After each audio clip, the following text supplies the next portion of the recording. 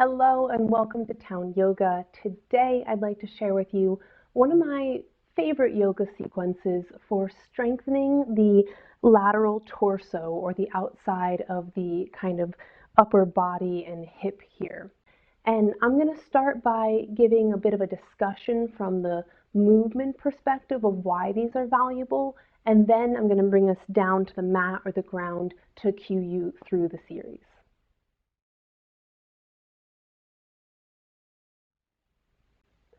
Okay, so why is strengthening the lateral side of our torso so important for movement?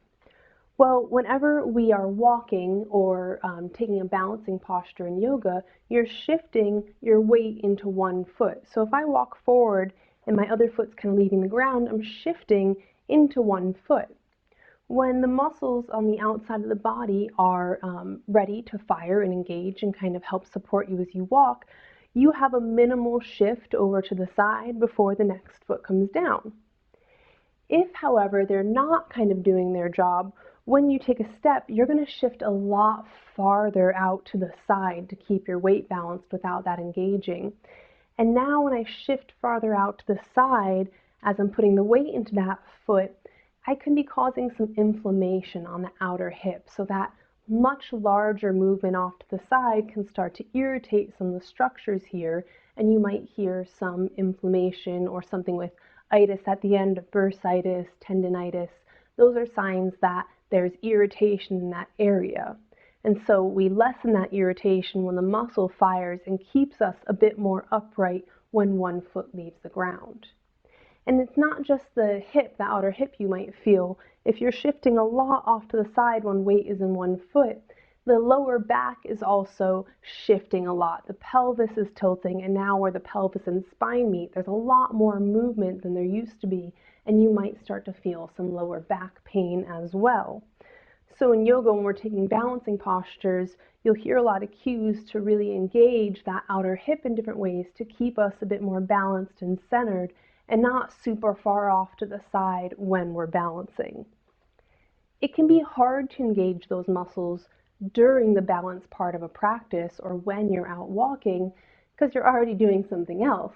So what I'd like to do today is bring us down to the mat and nice, slow and controlled go over a yoga sequence where we consciously engage and feel these muscles engage on the lateral side of the body, so that they're more primed to be able to fire when you're walking or doing some balancing postures.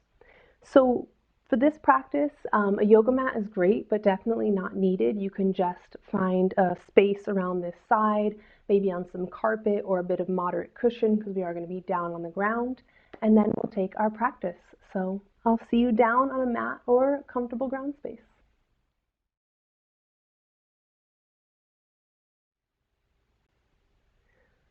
Okay, so we're going to get started with our outer or lateral side strengthening gentle yoga practice. Come on down to laying on one side of your body. I'm going to start laying on my left side here, and just leave a bend to your knee as you make your way down to the ground. So the head, you can rest just on your arm if you'd like, as a little pillow, or you can take what I'll start with, bend the elbow and rest your head in your hand for a little support. The first posture we're going to take in this series is called a clam shell, and this is a posture I first started doing in physical therapy. It's popular in yoga and Pilates as well because it's really valuable. It's a great exercise. There are a few important details, so let's start looking at those details. Placement.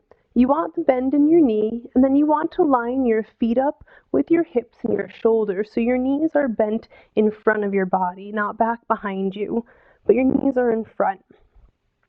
Your ankles are going to stay together during this posture. That's kind of the attached part of the hips and the ankles. And then what's going to open apart are the knees. Now in this posture, it's not a really large movement, because when we open the knee, it's only going to open about 40 to 60 degrees of external rotation, and we don't want to go beyond that. We want to engage the muscles just responsible for that external rotation. So the hips need to stay stacked or squared. You don't want this top hip to open back behind you when you open the knee. So I take the top hand, right hand to right hip, as a reminder to stay stacked over the other hip. So now that we're here in this kind of base ready to start, slowly as you inhale, as you draw air in, lift this right knee like you're trying to kind of draw a little half circle here, or a quarter of a circle, even less. So you're just going to open and then bring it back together. Exhale. Inhale, open. Notice the outer hip. Exhale, close. So super small movement paired with breath. Inhale. Exhale. I think doing one or two incorrectly when there's not a large risk is a good way to know that you're doing it correctly. So this next one, go ahead and open the right knee and then let that right hip kind of fall back. And then stack again. It's not the movement we want.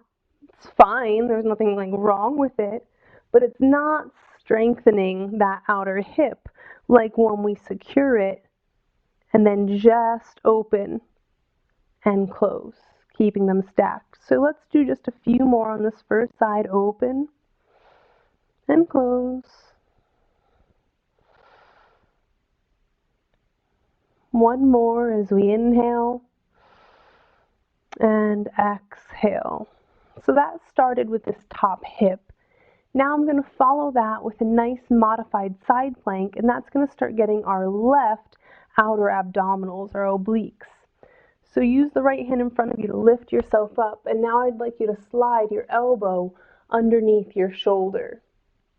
Here, where the knees were in front, we're going to slide back, so now the knees are in line with my hips and my shoulder, and the feet are back behind me. You are going to want to keep this shoulder over the elbow. We don't want to cause a problem up here while we're going to do our side plank. So just make sure that you're not kind of here with the elbow way in front, or it gets crunched up under here at all. We want a kind of direct line straight down into the ground. I'm going to bring the right hand in front for balance, and then once you're ready, press the left pinky side of the fist down, tent your fingers, and lift the left side of your body away from the ground. Once you feel balanced, take the right hand or the top hand up to your hip. And now here we are in a gentle side plank. And our side plank doesn't have to be on the hand and the foot. Here on the elbow and knee, we're really isolating right on this outer torso area, perfect for the work we're trying to do today for our posture and balance. So I'll remind myself and you to take a few rounds of slow breath here, all the way in and all the way out without a rush.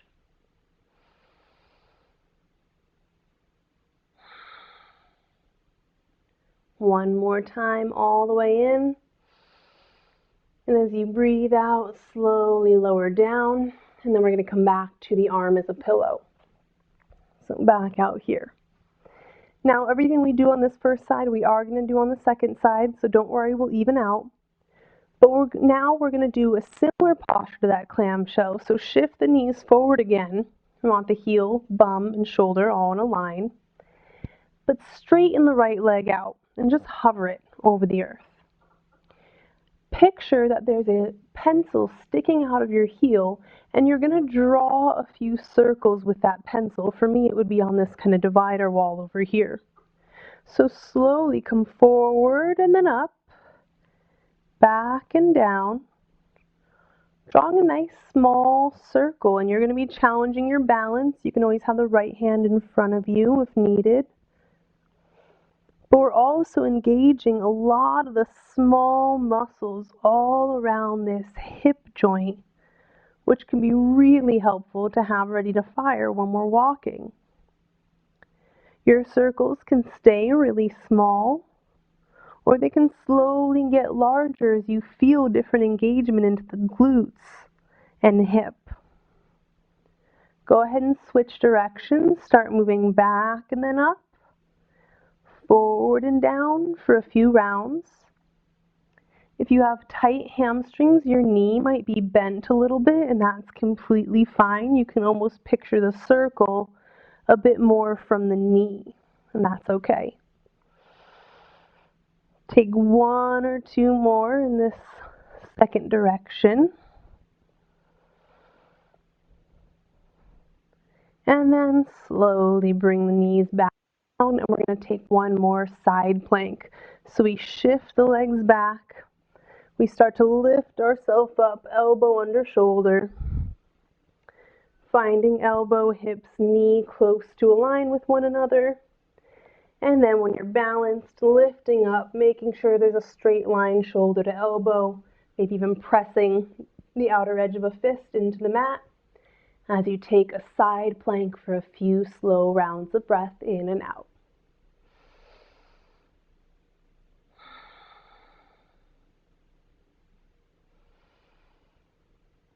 On days I'm feeling a bit adventurous, I'll lift the upper arm. You might want to try that for a breath. Or even turn the palm overhead and reach that direction, a big side body stretch here. All right, slowly let the hips come back down, lift back up to center, and we're going to take that same sequence on the opposite side. So let me switch my microphone pack. Awesome. And now make your way down to laying on your right side. We're going to take that same series here. So the right arm is a pillow as the bicep, or holding up your head. And then since we're going to start with our clam shells, we want to bend the knees, and we have our heels, hip, and shoulder in line with one another. The ankles are going to stay together. Make hand to hip to remind it to stay squared, to stay anchored. And then inhale, just lift the left knee up a few degrees. And exhale, lower down. Inhale, lift up. Exhale, lower. Let's take a few incorrectly again on this side, a good way to gauge what not to do. So inhale, lift the left knee, let the left hip come back a little bit as you open. And then exhale, close. One more time, the wonky way, open and close. Again, not wrong, but not targeting that smaller muscle by keeping the hips stacked. And then inhaling just the knee. Exhale down. A few more times at your pace.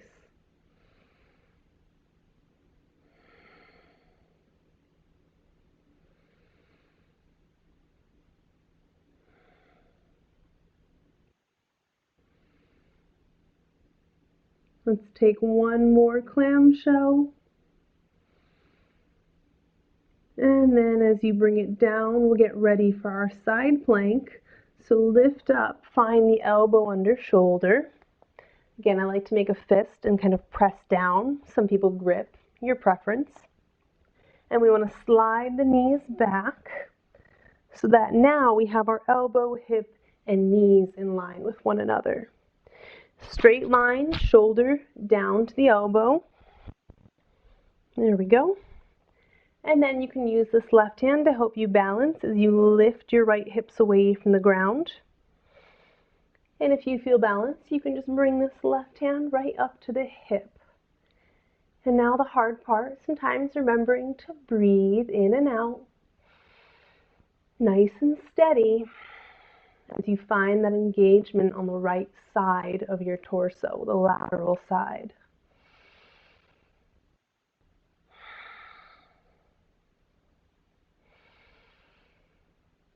One more breath in our side plank. And as you exhale, go ahead and lower down. Reach the right arm back out to become a pillow. And slide the knees back in front like clam shells. But now, with the knees are in front again, you can extend that left leg straight. And we're going to picture that pencil coming out of the heel, sending your foot forward a bit and then up. And then a little bit behind the body and back to where it started.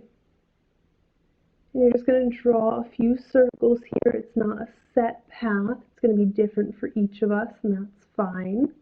But you're engaging a lot of the smaller muscles the outside and on the back of the hips and glutes.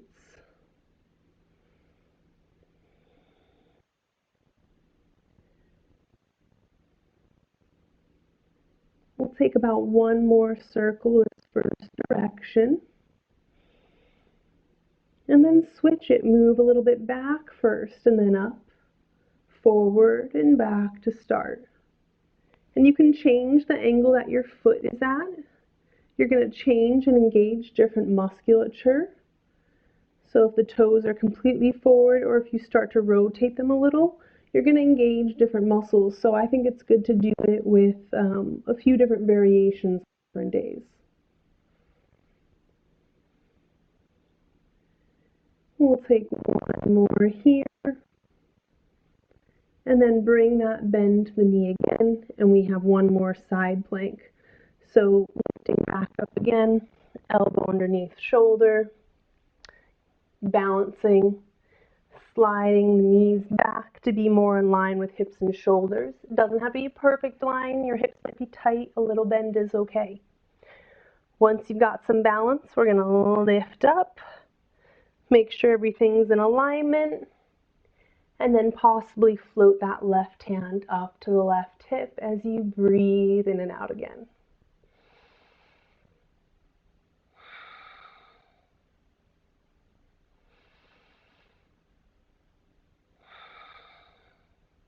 Let's take 2 more rounds of breath. Little shoulder work as well. And exhale, lowering down. So that is a short sequence that you can take on a regular basis to help keep the outside or lateral side of your body strong. Have a person in your life who has some outer hip pain and lower back pain. This practice isn't just for yogis. Feel free to send it over to them to try out as well. And if you're a teacher, feel free to incorporate this into your classes. These are really great movements for yoga practice, especially if you're going to be building balancing postures. I appreciate you taking the time to join, to discuss, learn, and practice with me today. If you like the video, I'd love to hear from you in the comments, of course. And if you'd like to support Town Yoga, you can do so by visiting my website, townyoga.com. I have a lot of classes, online courses for those who like things to be explained well, like yoga for absolute beginners. And then also links on if you'd like to support over there. I look forward to seeing you in another practice. Have a good day.